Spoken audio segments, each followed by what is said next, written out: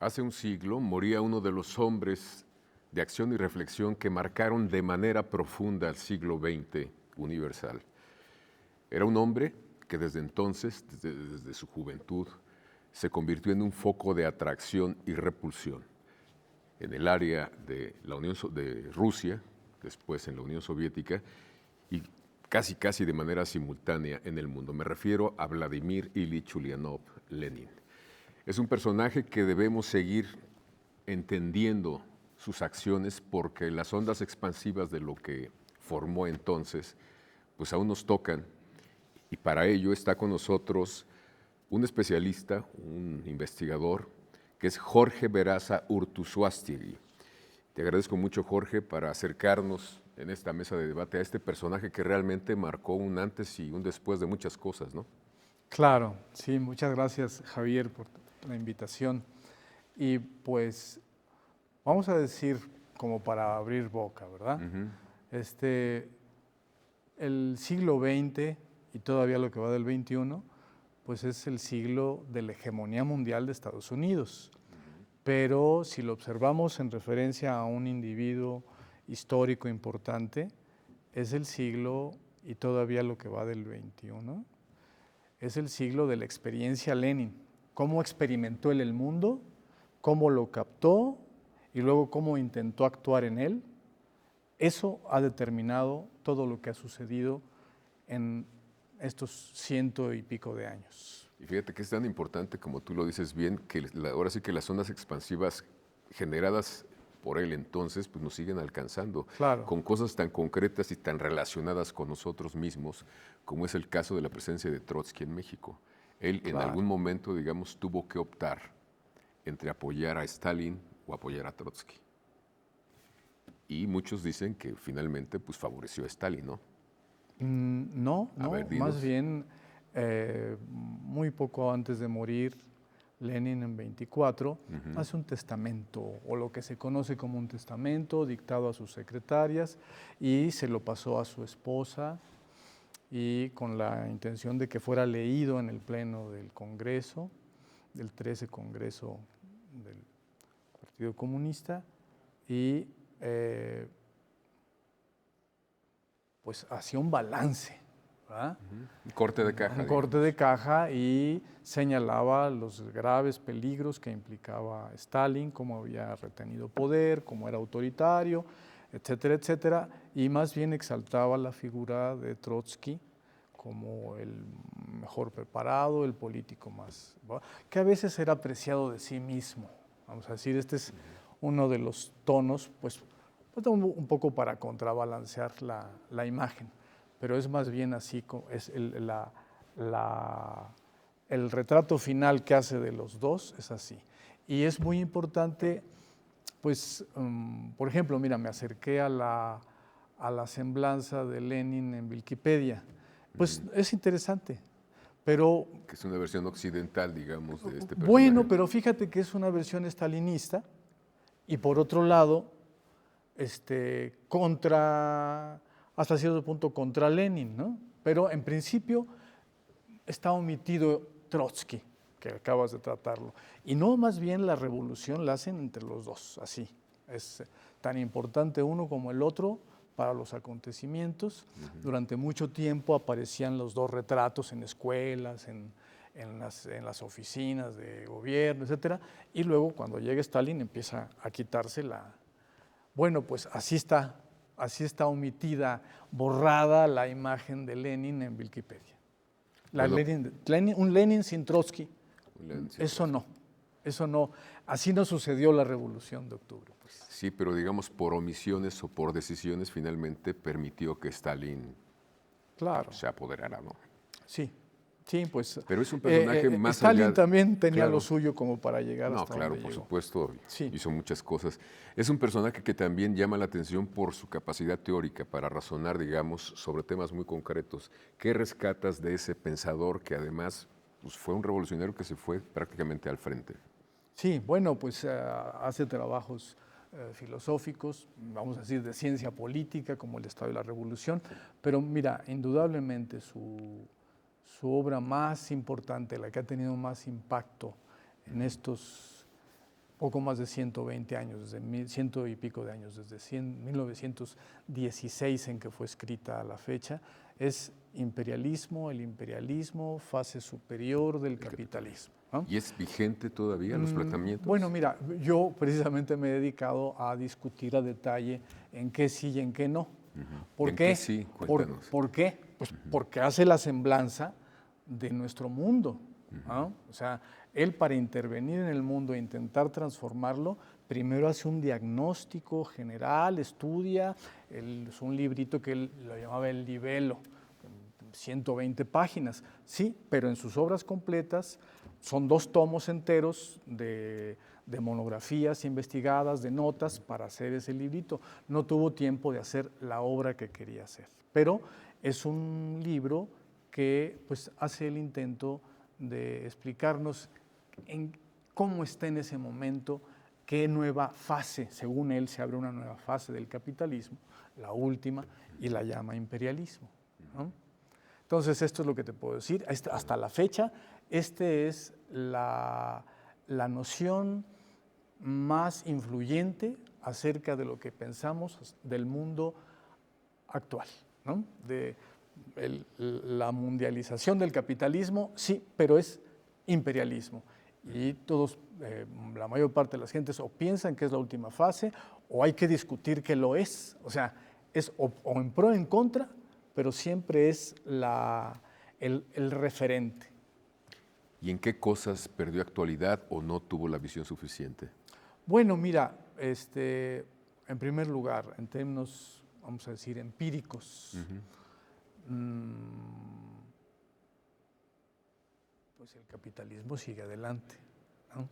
Tiene fenómenos extraños Sí. como Entonces, lo que ocurre en China. Si yo, claro, pues es el país capitalista más importante después de Estados Unidos, es China. Bueno, pero entonces el imperialismo no parecía ser la última fase, sino que se siguió hacia adelante. En términos empíricos, él esperaba que en 30, a partir de 16, en 30, 40 años más o menos, sucederían tales cosas que habría una debacle del imperialismo, ¿no? Pero no sucedió así, ¿no? Más bien se siguió adelante. Y en términos teóricos, vamos a decir, cuando él plantea que hay una nueva fase, ¿por qué? Porque hay una nueva relación de producción dominante, ¿no? En lugar de ser el capital industrial, la relación de producción dominante ahora es el capital financiero. Esto se sigue planteando, sigue el financiarismo, etcétera, etcétera, ¿no? Mientras que Marx plantea que es el capital industrial, la forma de capital dominante, ¿no?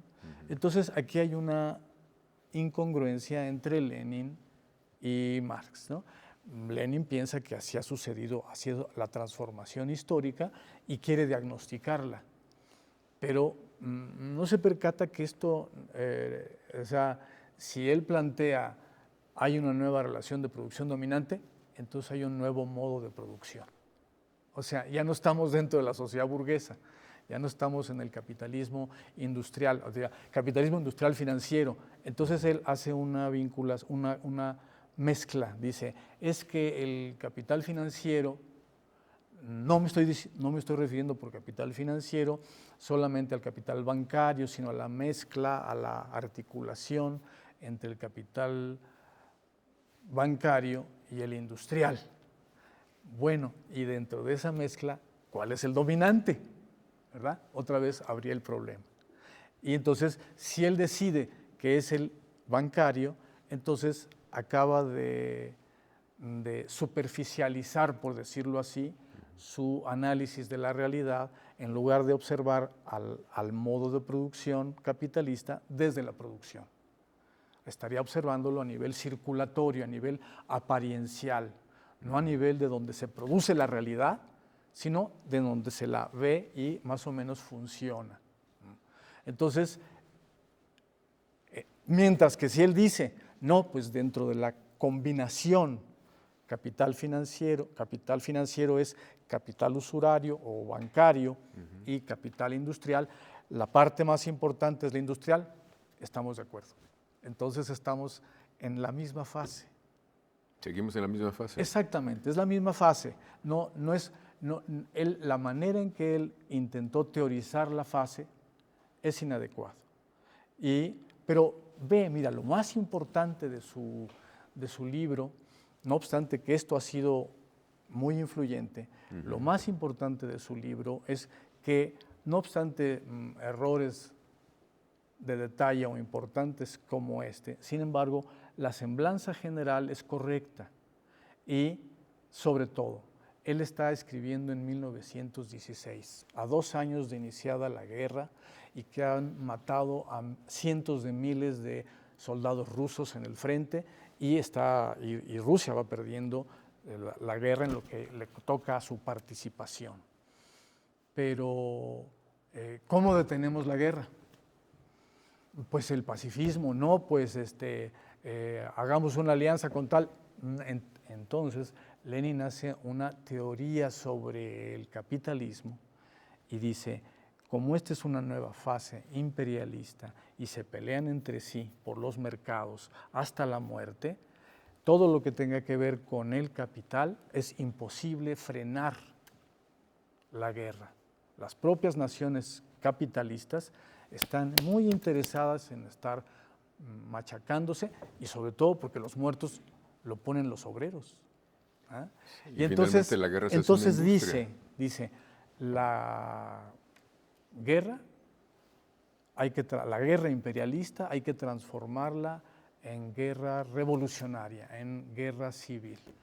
Y es así como frena la matanza de rusos, es así como salva a su pueblo. A través de la Revolución de Octubre es que logra frenarse la guerra, por lo menos en lo que corresponde a Rusia. Entonces, fíjate, esta intervención es decisiva para salvar a miles de gentes, millones de personas. Y es lo que está guardado en el centro de su libro. Sí. Perfecto. Jorge Veraza, tenemos que ir a un corte y regresamos. Claro contigo. que sí.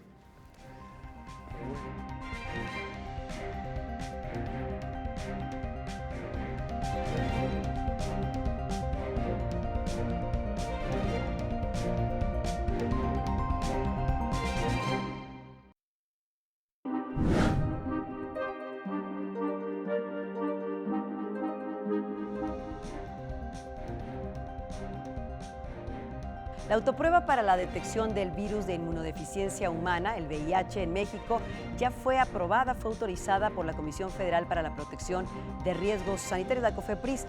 Pero ya llegó, y decías tú también, ya lo tenemos. Claro pues para que adelante. Es una buena noticia, pero hay mucho que trabajar socialmente para saber que la sexualidad es una cosa natural de los seres humanos y que debería de haber mucho más, deberíamos hablar más de estos temas. Que provocó muchísima discriminación y hasta la fecha la provoca, ¿no? Y esto lo podemos ver en cifras como, por ejemplo, de la Encuesta Nacional de Discriminación, que nos dice que, por ejemplo, una de las principales causas por las cuales las personas siguen discriminando en México es el hecho de vivir con VIH, ¿no? O sea, casi la mitad de la población en México dice que no le rentaría, por ejemplo, una habitación a una persona que vive con VIH.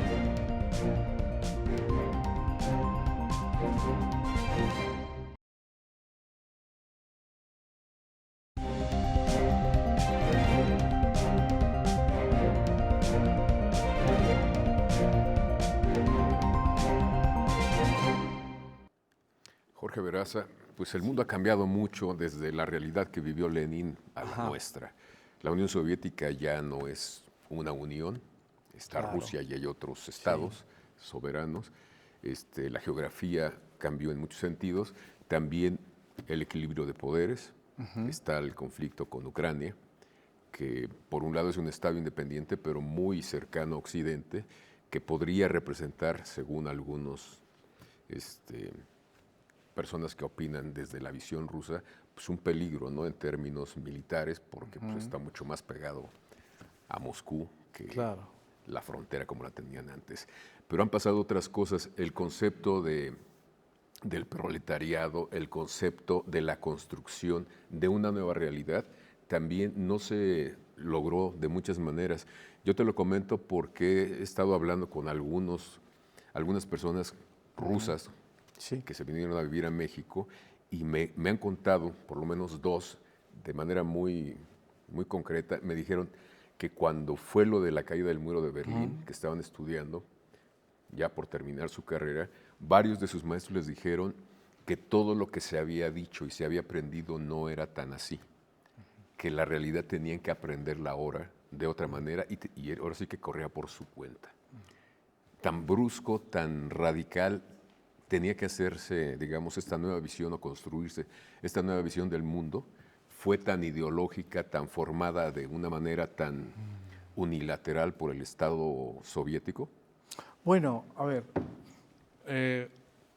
vamos a decir, ¿qué les enseñaron? Les enseñaron marxismo-leninismo.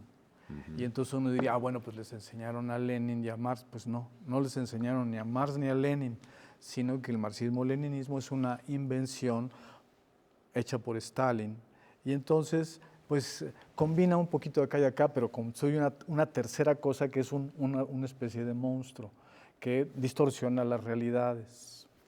Bueno, entonces, pues estamos platicando de Lenin y hay que platicar lo que no es Lenin, ¿verdad? Para saber que sí es Lenin, ¿verdad? Para poder definirlo. Y bueno, Lenin no es lo mismo que Marx, ¿no? No hay que igualarlo, son dos pensadores, dos revolucionarios distintos, a veces coinciden, otras veces no coinciden. Pero de ninguna manera Lenin es Stalin, ¿no? O sea, en el caso de Stalin sí monstrifica completamente lo que está planteando Lenin y mayormente lo que está planteando Marx, ¿no? Entonces hay una falsa ecuación triple, Stalin igual a Lenin igual a Marx. El propio Stalin fue el que inició esta ecuación al decir de Lenin que era el marxismo, era Marx para el siglo XXI, para el siglo XX, vamos a decir, ¿no? Entonces él empieza con esta ecuación que es falaz. O sea, jamás a Lenin hubiera aceptado algo como esta tontería, ¿no? Es como la Revolución Mexicana, donde todos los héroes son héroes, ¿no? Exacto. Los que mataron unos a otros Sí, y etcétera. todos son héroes. Bueno, pues aquí es igual. Lenin es el Marx actual, diría Stalin, ¿no?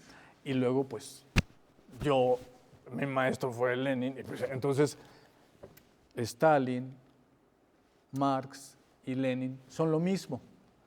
Y luego los nuevos filósofos hacia los 80s, fines de los 70s, van a plantear Marx igual Gulag, o el Gulag, los campos de concentración, y entonces son ecuaciones falaces que no nos enseñan nada ni acerca de los gulags, mucho menos acerca de Marx, y que en medio de todo esto queda distorsionado Lenin. Y entonces sí, a estas personas que conociste, pues sí, tenían que aprender de nuevo el mundo, porque les estuvieron planteando la dogmática staliniana acerca de la realidad soviética, luego rusa, y acerca de la realidad mundial.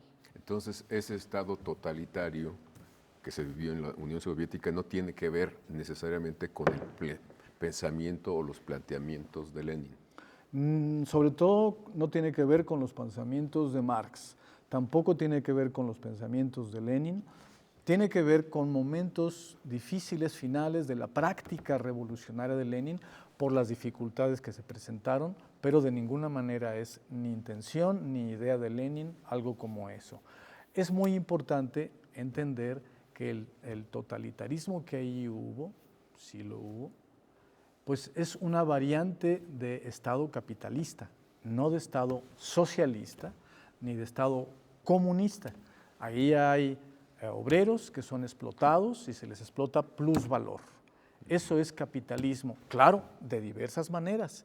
La gran experiencia que hace Lenin, una experiencia histórica, es el tocar la gran plasticidad que tiene el capitalismo en el momento que intenta transformarlo, intenta revolucionarlo y se va viendo en dificultades para hacerlo y termina en 1922, Lenin todavía, faltan 2 años para que muera, dice, hemos logrado construir un capitalismo de Estado, 1922. Luego ya no hace referencias acerca de ese punto en concreto y bueno, un capitalismo de Estado, pero el partido bolchevique, apoyado por campesinos y obreros, tiene el poder. A ver qué más podemos hacer a favor del pueblo. Esta es su perspectiva. Pero él no está pensando que ya hicimos la revolución comunista. Ya al comunismo, quien decreta eso hacia 1929 es Stalin. De pronto ya no había que hacer nada nuevo, sino que ya se había logrado la dictadura del proletariado, que él identifica dictadura del proletariado con socialismo, ¿no? Es una equivocación completa. Y dictadura del proletariado, pues nos hace referencia a dictadura, pero en realidad es la conquista de la democracia. Esta es la manera en que los obreros pueden dominar una sociedad, a través de la democracia. Pero esta es un dominio de clase. Es en ese sentido que Marx y Engels dicen, bueno, así como la burguesía impone su dictadura, el proletariado también debe imponer la suya cuando destruya a la sociedad burguesa. Pero su dictadura, en contra de la burguesía. ¿Y por qué en contra de la burguesía? Pues para que no siga explotando, o para que si sigue explotando no tenga el poder político para crecer. Bueno, esa es una imposición. Esa imposición los obreros la logran a través de la democracia directa, democracia representativa. Este es el planteamiento del manifiesto del Partido Comunista. ¿Pero se pudo articular en la Unión Soviética? No se pudo. El intento de Lenin es darle todo el poder a los consejos democráticos, todo el poder a los soviets. Por eso se llama... Era como socialdemócrata al principio, cuando lo mandan al exilio a Siberia, cuando era estudiante. Sí, todo el tiempo él es socialdemócrata, pero es el Partido Socialdemócrata ruso, pero se escinde en minoría y mayoría, mencheviques y bolcheviques la mayoría, digamos, ¿no? Pero hacia 1920 se cambia el nombre del Partido Socialdemócrata por comunista, ¿no? Por aludir a esta noción de solidaridad, a esta noción de repartición de la riqueza, de seres humanos no egoístas que ponen en común las dimensiones de riqueza para satisfacción de necesidades y también para la elaboración de las libertades, de la cultura, etc. Esto es a lo que alude lo de comunismo. Es un proyecto a muy largo plazo. Se ha transformado en comunismo, es lo mismo que come niños. No, es comunismo, no come niños. Ese era un chiste de Diego Rivera, exacto, ¿no? Que se comía a los niños. Oye, Jorge, son temas realmente que necesitan mucho más espacio para intercambiar, pero sí me gustaría, para ir entendiendo con certeza, con claridad, Javier, ¿cuáles serían, digamos, 3 mitos acerca de Lenin que son mitos, digamos, en sentido positivo o negativo? ¿Qué sí fue cierto? ¿Qué no fue cierto? Para que empecemos a repensar a este hombre que efectivamente marcó un antes y un después en el siglo XX. Claro. Pues, a ver, ahorita vimos uno primero, que el imperialismo no es la fase superior del capitalismo. Ese es uno. ¿No es Gulag? No, o sea, Lenin no es Gulag y Marx no es Gulag, de ninguna manera. Pero estuvo ahí Lenin. Ahí estuvo Lenin, sí, claro pero que no. Sí, pero no es Gulag. Luego, se deslindó de la eso. Revolución de Octubre, pues no logra destruir al capitalismo, ¿no? Okay. Crea una nueva sociedad y sobre todo fue el modo que mediante una revolución proletario-campesina se logra extender el desarrollo capitalista a una zona en donde no se había podido extender. Había muchos obstáculos. El zarismo, las relaciones feudales zaristas y las propias relaciones de las comunas rurales rusas, precapitalistas, constituían un obstáculo para el desarrollo del capitalismo. Era muy magro el desarrollo capitalista en general y el industrial en particular, pues en Moscú y San Petersburgo, párale de contar. Pero Rusia es el país más grande del planeta. Entonces, para que realmente el capitalismo industrial se desarrollara en todo ese territorio, se requirió de una revolución social llevada a cabo por obreros y campesinos en contra de muchos de los intereses capitalistas interiores a Rusia y externos. Toda la contrarrevolución, vamos a decir, de los rusos blancos contra los rusos rojos, es una revolución por tratar de implantar la sociedad socialista, vamos a decir, pero que termina en realidad extendiendo el capitalismo a toda Rusia. Jorge, danos un punto que podríamos rescatar y que podría ser útil para el México de nuestros días. Estamos por terminar y me gustaría que cerráramos con esa idea.